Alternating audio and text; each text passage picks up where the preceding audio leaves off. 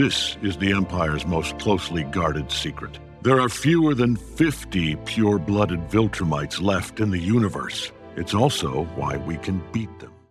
Welcome back, everyone. It's Charlie. This will be my full Invincible Season 3, Episode 4 video. There are a whole bunch of Easter eggs and references. There are a lot of big teasers for stuff that's going to be happening later on, like endgame level stuff going on. So we'll try to point those out, but there's a lot going on. If you're brand new to the channel, be sure to subscribe to get all the episodes. But the episode title was You Were My Hero, which is a reference to one of the things the Viltrumite prison guards told Omni-Man during Season 2, the same guards that come back in this episode to actually try and execute him unsuccessfully because they have their big prison break with the help of Alan the Alien and Battle Beast, who is back. And everybody's happy to see Battle Beast come back. Big reminder that he's voiced by Michael Dorn, who plays Worf on Star Trek, and it did feel like there were a couple of sly Worf-Klingon references during all of his fight scenes at the end of the episode. But the episode starts with Rexplode and Shrinking Ray just trying to do normal, regular person stuff, cooking for themselves instead of ordering food out, or getting their food cooked for them, or getting waited on hand and foot because they're not with the Guardians of the Globe anymore. They also use this early part of the episode for some moments of personal growth on Rex's part, like he's slowly just learning how to be an actual person. Joking that back in the day when he was younger with the teen team, he survived on a college kid's kind of diet like pizza, ramen, coffee, that kind of stuff. They have to abandon their plans though to take down a villain who looks like the road has taken form, like the pavement with the yellow dividing line running down his middle. They return back to the base empty-handed, paying off Rexplode's joke about using Robot's credit card to order pizza when they come back saying that they have to order pizza and nobody can ask why. Rex having another brief moment of self-awareness, thinking that they should just be regular people, like, are we acting too weird? With Robot then following this up, doing something super weird where he and his robot self finish each other's sentences, freaking people out. They start to figure out what's going on with Angstrom Levy's probe in the Invincible War. That's a teaser for that, but they haven't figured out that it's Angstrom Levy that's doing it and that he's still alive. Mark incorrectly assumes that it's Cecil's probe. Destroys a ton more reanimate, and things get worse between him and Cecil, like they just deteriorate more and more. But to his credit, Cecil actually is the level-headed person in this situation where he tries to tell him the truth, like, we're not the ones that made this probe, even though technically they are also watching Mark and his family. There are a lot of people after the first couple of episodes that were starting to take Cecil's side too in the whole fight between him and Mark over their methods. So you can let me know in the comments if you feel like Cecil has been justified in all the actions that he's taken. Even though it's really dark, he is correct. You can either be the nice guys or you can be the guys who save the world. They even use a little bit of the future storyline with what Invincible has to do, killing Immortal, to pay some of that off too. But the important reminder is that Cecil put up this area of effect sonic weapon. It's not in his head anymore, like he had Robot take that out, and he did take it out, but it's still area of effect. So it's just meant to be a reminder that this still exists, and it can still disable him temporarily.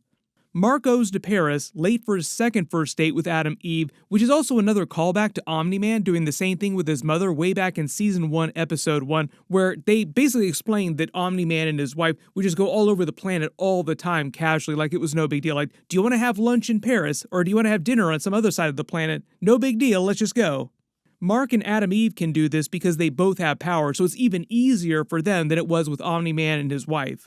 There are a couple more jokes about their relationship being interrupted constantly before it can actually begin, with the twins arriving from the future through a portal Terminator style.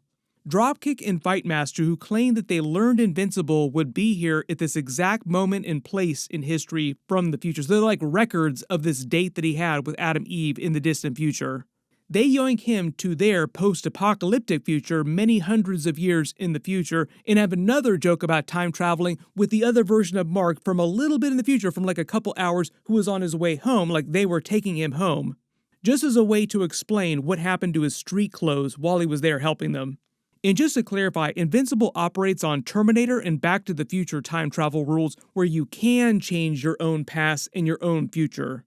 One of the other big ways you see in movies and TV shows is the Marvel MCU method of explaining time travel, which tries to take a more real-world theoretical approach where you can't change your own future or your own past. You can only create branch timelines. So like you couldn't travel to your own past and then affect your own original future. You would just create another branch timeline future.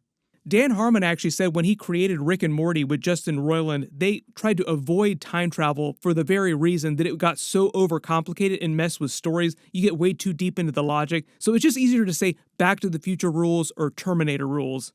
Mark gets a big explainer from the twins on what happened to make the future so bad, and a lot of teasers during this storyline for things that probably won't happen till like Invincible season 6, 7, 8 even, however many seasons it winds up going, like endgame level stuff. They explain what wound up happening is that in the distant future at some point from Mark's own present day, the world was on the brink of collapse. Mark wound up having to leave the planet with his family at the time. No spoilers for that because that'll be a big thing in the future. They kind of start to tease that at the end of the episode though. Mark goes off planet to basically deal with the Viltrumite empire as it exists hundreds of years in the future eventually. While he's off planet, he leaves Immortal in charge of Earth just to make sure that everything goes okay because he is immortal, so he's probably the best person to watch over everything forever, essentially. What winds up happening, though, is that Immortal is slowly driven mad by Robot, which is a teaser for Robot's future storyline, too. But Immortal doesn't realize what Robot is doing, driving him insane slowly over time. So when they talk about Immortal turning into this evil despot king, ruling over the world with an iron fist, launching nuclear weapons on different cities, those are all a result of Robot driving Immortal mad to the point where he would try to bait Invincible to come back to Earth and be forced to kill him because things had gotten so bad. Kill me, and the power will return to the people.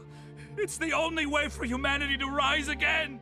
So it was almost Immortal pulling a Code Geass situation where he became the villain of the story so that he could try to save the world, or he thought that he was saving the world from himself, essentially.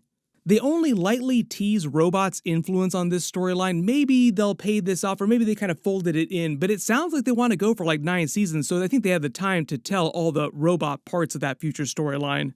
But really, the person you want to blame for everything going so terrible in the future is Robot. Robot is the person responsible for all this ultimately. Mark learns the reason why they stole the Declaration of Independence is because they thought that the ink that was on it could be used as a poison to kill Immortal, but it wound up being false. Mark was only able to kill him by ripping it into pieces and then telling them to keep the pieces separated so that he couldn't resurrect. One of the other Easter eggs, too, that they don't totally get into is that Immortal also probably helped write the Declaration of Independence originally. And because of him, those guys got away with the Declaration of Independence. What? Notice all the larger robots they call Royal Guards? Those were created by Robot in the future. They also sound a little bit like Robot's voice, too. The reason why the twins have no idea who Viltrumites are is because, remember, in this future, Mark had been off-planet for hundreds of years with his family, dealing with the Viltrumite Empire. That's why he was away, keeping them from conquering the Earth successfully. Thus, none of the humans ever knew who Viltrumite was in the future. But this is also why the robots say they were waiting for Invincible, because everybody was waiting for him to eventually return to Earth. This week's episode, the title changes between the colors landing on the gray and white for the Viltrumite uniform. I think we've all agreed that this is the different uniforms that all the marks from different universes, the different versions of Invincible from the Invincible War represent. All the other alternate versions of Invincible have different costumes based on these colors. Just a reminder that the Invincible War is coming very soon. When Immortal asks him if he's been sick again, that's a reference to the Scourge virus, which is a biological weapon created to kill Viltrumites, which does work on them. They only tease it here, so I won't get into too many spoilers about that, but it's a reference to what Omni-Man says later in the episode, where he says, in present day, there are only 50 pure-blooded Viltrumites in existence because the Scourge virus successfully wiped out most of their race long ago. So here, Immortal is just teasing that at some point in the future, he has to deal with the Scourge virus. That's part of the Viltrumite War storyline, which is actually several different conflicts that'll happen later on the show, but like much later on the show. Viltrumite War is essentially the end game of the show. Part of this is also important to Omni-Man's backstory and Mark's whole existence. Like the whole reason why Mark exists is because of the Scourge virus and the way the Viltrumites changed their tactics for conquering the universe. When their numbers were decimated, Viltrumites adopted the plan of sending one to another planet to interbreed with one of the locals, raise that half-breed child, then take over the planet with them. So that's how they use their limited numbers to slowly, like very slowly, take over the rest of the universe, taking the long way around to conquer everything. So had the Scourge virus not been created, Mark would never have existed. Viltrumite! You shouldn't have left me in charge! You're the Emperor! When he calls Mark Emperor, though, that's an even bigger teaser for a much, much bigger storyline. I can't get too deep into that without getting into spoilers. If you have read ahead in the comics, please do not get into that in the comments yet. But that's why they have a bunch of talk here with Immortal telling Mark, no, you're born for this, you're destined for this, you're the Emperor here, you should be ruling over everything. That's another endgame kind of storyline for the show. He reveals he did all this to the planet over these hundreds of years to force Mark to come back and kill him, which he eventually winds up doing successfully, like Mark does eventually kill him. It's a super dark moment, and a lot of you picked up on these vibes. Robert Kirkman said that Invincible's blue costume arc is meant to be similar to the Spider-Man symbiote arc, is a bit of a reference to that because it was a very dark time in Peter Parker's life. It's the same situation with Invincible, very dark period in his life right now. They pay off the double Mark time-traveling moment to get his clothes back so that he can wear his street clothes to the date with Adam Eve as they return him to the exact moment that he left. So for Adam Eve, it's as if no time has passed at all. They finish their date after returning the Declaration of Independence, traveling all over the world, seeing a bunch of great sights, and then going back to Mark's house and just getting it on. Then they pull that same meta joke with the episode that they did during season 2, where they roll the end credits in the middle of the episode and treat it like it's the end of the episode, with the narrator, who's Paul F. Tompkins, narrating the rest of the episode, but it's like the second storyline, treating it like they're jumping to another episode, because the whole Prison Break storyline is just a completely different vibe, completely different tone. Alan, the alien, locked down, but not out. So it basically narrates most of the second part of the episode, but they did this during season 2, so it depends on whether or not you like them pulling this trick. Paul F. Tompkins' narrator does a quick recap of Alan the Alien's season 2 arc and getting thrown in prison, I think also because he wanted to reference Anissa here, because she's important for future storylines. Like the episode is basically saying, wink wink, remember Anissa because she'll be important soon. There are a couple of jokes about them trying to kill Alan the Alien over and over again because he's gotten so much stronger. Then the Viltrumites return to actually execute Omni-Man and start the actual prison break. Notice they both have the mustaches. That's because all male Viltrumites have mustaches, like it's just the custom amongst their people.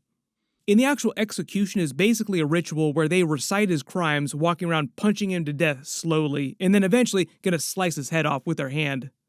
Notice when they're listing off all of his crimes, one of them is breeding with an unapproved species. This will also be important for the future, so they're referring to the Thraxans because of Oliver. But at least up to this point in present day, Thragg, the region of their people, thought interbreeding with other races would ultimately weaken their Viltrumite race, so they were only allowed to interbreed with carefully selected races on planets that the Viltrumites wanted to conquer. Alan the Alien frees everybody else from the prison, which includes Battle Beasts. So obviously reminder here, like I said, Michael Dorn, Worf from Star Trek, voices the character. Really fun to see him come back. When he starts yelling about having no honor and glorious battles, that just feels like Worf Klingon references. Also, he has his own version of It's a Good Day to Die. He said, "Today is a good day to die." Perhaps today is a good day to die. And if this conflict brings about the end of my life, I will savor it all the more. So at least on the show, it does feel like Battle Beast is coded as Klingon. Omni-Man finally acts to stop Alan the Alien from being killed, even though technically Alan was doing this on purpose, like I just kind of let them lay into me so that you would do something. They try to give you a pretty good sense for the relative power levels, like these Viltrumites are more powerful than the ones that Omni-Man faced in Season 2, but there's even more powerful ones, like Conquest is more powerful, and at least right now in present day, Thragg is the most powerful Viltrumite in the universe. Gotta hand out a couple awards to who had the coldest death. One of them was the guard who got his head shoved through the bulkhead that froze before the rest of his body came through. Then the other one was the Viltrumite that they killed with the double punch to the head from both sides. And Battle Beast obviously takes care of the other one. This is the Empire's most closely guarded secret. It's also why we can beat them. Omni-Man then drops the bomb on Alan that the true secret of the Viltrumites, or the Scourge virus, basically decimated their race down to the number of 50, so they don't need to worry about reinforcements coming, even though the Viltrumites in Thragg know what happened here. They basically end that storyline on that moment with a bit of a cliffhanger. We'll see if they pick back up with it in next week's episode or they wait till later this season, just because what they're doing is tied more to the Viltrumite War, which is something much further off. Right now in present day, we're mostly concerned with the Invincible War on planet Earth. Like, that's happening in the next couple of episodes. They go back to Mark's house, post them getting it on, getting caught by his mother, with a joke about them needing to get their own place together, somewhere closer to the city, because they'll be working as a superhero team together, trying to save people separately from the GDA. Generally, it was a great episode, but because next week is episode 5, we're in the back half of the season, we'll see how fast they move into actual Invincible War. I'm expecting that to cover the last couple of episodes of the season and leaving enough time in the finale for Conquest to show up. There are a couple big things that have to happen before that, though. I don't know when Powerplex is going to show up. It might be in next week's episode, but he's going to be played by Aaron Paul from Breaking Bad. Robert Kirkman also told a joke about how every single season they have offered a part to Bryan Cranston, but he's always turned them down. You can let me know in the comments which part you think they offered to Bryan Cranston. I am not in danger, Skylar. I am the danger. I am the one who knocks. But because there's so many teases in this episode for stuff that happens in the future, like really long-running storylines and stuff they won't pay off for many seasons, probably. If there are any Easter eggs or references in the episode that you spotted that I didn't talk about in the video, just write them below in the comments. In my full episode 5 video, we'll post next week after they release it. The other big reminder is that Captain America Brave New World is coming out in the next couple days. I've already posted my review video of that, but I'll do my post-credit scene video next and like a full breakdown Easter eggs for the entire movie, so be sure to enable alerts for my channel so you don't miss any of that stuff. Marvel's also bringing back that really good lawyer in a couple weeks too. We'll get new Daredevil episodes really soon. Everybody click here for my Captain America Brave New World post-credit scene video. I'll update the link as soon as I post that, and click here for all my Invincible episodes. Thank you so much for watching, and I'll see you guys in the next one.